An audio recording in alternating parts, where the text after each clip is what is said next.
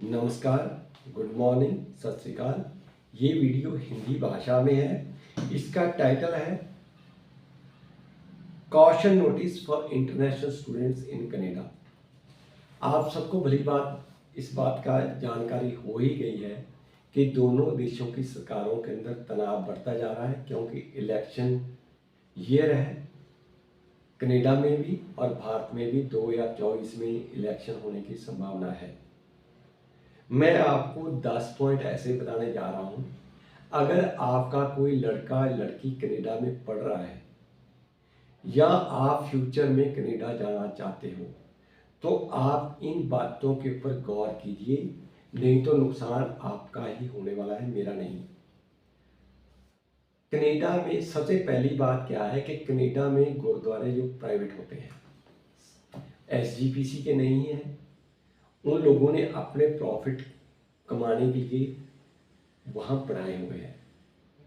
कुछ गुरुद्वारे में उन्होंने क्या किया है, खालिस्तान की फ्लैग लगाए हुए हैं। आपको 6 महीने के लिए फ्री में राशन देते हैं। आपको लंगर फ्री है, लंगर तो हर गुरुद्वारे में फ्री होता है। आप उन रिलीजियस प्लेस के ऊपर बिल्कुल मत जाइए जहाँ भी खालिस्तान का फ्लैग पोस्ट किया हुआ है।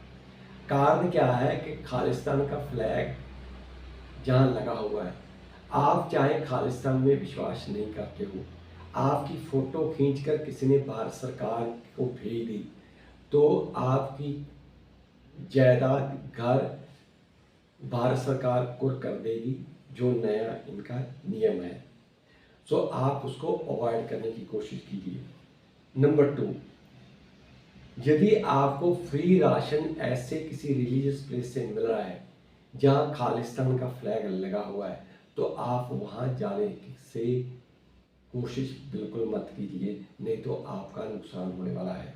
नंबर 3, देखो, आप मदर कंट्री से कनाडा जाते हो, क्यों जा रहे हो? आपको कुछ प्रॉब्लम्स है अपनी कंट्री के अंदर, जैसे करप्शन है, लंबी लाइनें हैं, ट्रैफिक है, नशा है। तो जब आप दूसरे देश में पहुंच रहे हो तो वहाँ के कानून के मुताबिक चलो, ना कि उस देश को अपने देश की तरह कन्वर्ट करने की कोशिश करो। यदि दूसरे देश में रात के 10 बजे के बाद में आप लाउड स्पीकर नहीं चला सकते हो, आप उस देश में कार का हॉर्न नहीं बजा सकते हो, तो आपको बजाने की कोशिश नहीं करनी चाहिए। नंबर 3, यदि आप कनाडा में हो तो आपको कनाडा के कानून की पालना करनी होगी। देखो, कनाडा में पुलिस सरकार की नहीं होती है, वो लोकल म्युनिसिपल कॉरपोरेशन या सिटी हॉल की होती है। ज़्यादा काम निगरानी कैमरों से होती है और उनकी सिर्फ मदद हम लोग लेते हैं जब हमें ज़रूरत होती है कि हमारी लाइफ खतरे में है। वो सिर्फ क्रिमिनल केस के अंदर आपकी हेल्प करती है, दूसरे केसों में नहीं।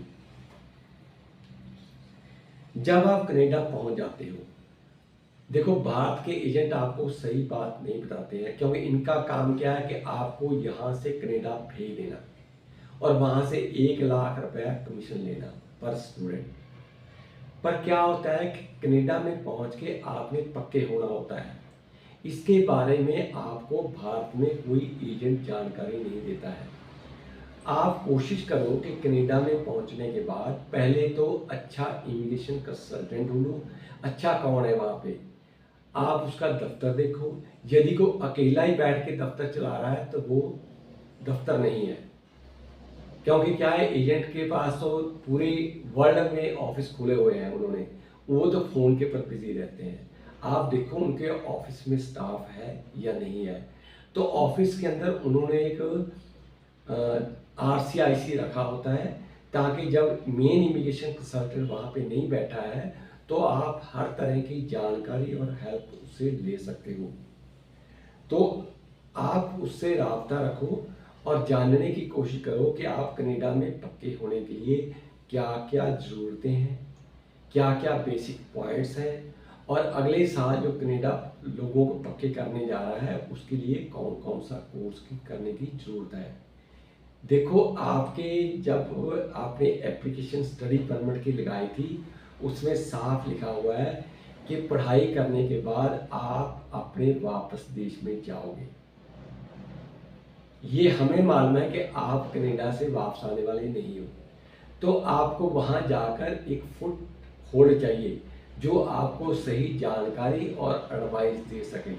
सो कोशिश करो कि आप वहाँ पे किसी ना किसी RCIC की हेल्प लो जिसका दफ्तर हो।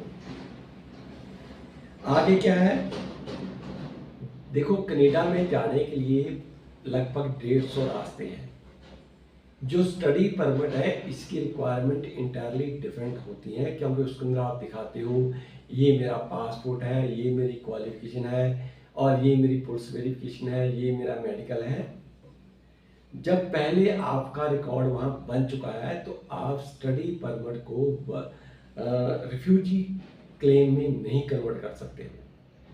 ठीक है, आप 2-3 साल डिले कर पाओगे क्योंकि वहाँ जज कम होते हैं, तो 2-3 साल आप निकाल पाओगे।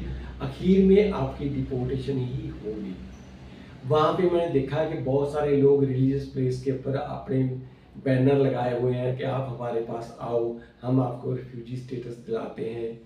आप अपने एग्ज़ाम में फेल हो जाते हो, आप पढ़ाई छोड़ देते हो, काम पे ध्यान करते हो, कमाई की तरफ रहते हो, पर इससे आपका कोई लाभ होने वाला नहीं है।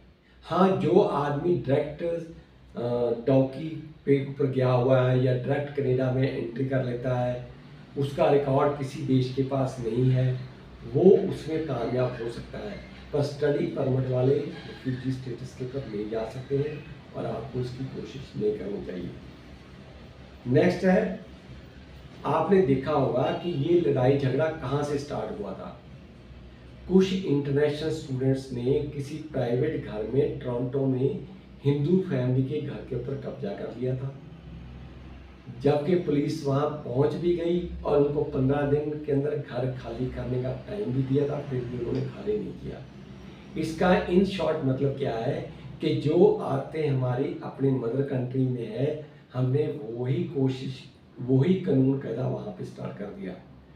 तो आप देखते हो कि नुकसान इसके अंदर ज़्यादा इंटरनेशनल स्टूडेंट्स का हुआ है, वहाँ के लोगों का नहीं है। मकान तो खाली कराना ही पड़ेगा, वो आज खाली नहीं होगा, कोर्ट ऑर्डर से हो जाएगा। और प्लस आप देखो, जब आपके नाम के ऊपर FIR कट गई तो आपको वहाँ परमानेंट रेजिडेंसी तो मिलने वाली है ही नहीं है। सो आपको वहाँ दिमाग लगा के कोशिश करनी चाहिए, फोर्स से नहीं। नेक्स्ट है, जब आप ड्राइविंग करते हो आप शराब पी के गाड़ी वहाँ नहीं चला सकते हो, शीशे डाउन करके स्पीकर ऊंचे वॉल्यूम पे नहीं चला सकते हो, और आप रेड लाइट जंप नहीं कर सकते हो क्योंकि वहाँ कैमरे लगे रहते हैं। कनाडा की कुछ स्टेटों के अंदर कैमरे से फ़ोटो खींचने के बाद $500 का फाइन होता है। यदि 6 महीने के अंदर अंदर आपने दूसरी बार रेड लाइट जंप कर दी तो आपका लाइसेंस कैंसिल कर दिया जाता है। सो प्लीज़, यदि आप अपने मदर कंट्री से कुछ गलत आदतें सीख के गए हो, वो आप कनाडा में रिपीट मत करो, नहीं तो नुकसान आपका ही होगा। पैसे उनके पास जा चुके हैं, फीस आप पे कर चुके हो, माँ बाप की जायदाद आप बिकवा चुके हो, उससे आप परहेज कीजिए। इसके बारे में और कोई जानकारी लेना चाहो, हमारे फ़ोन नंबर पर दिए गए हैं, हमारे से आप मंडे टू फ्राइडे संपर्क कर सकते हो। हम आपको कनाडा के बारे में हर जानकारी फ्री ऑफ कॉस्ट देंगे। Thank you very much.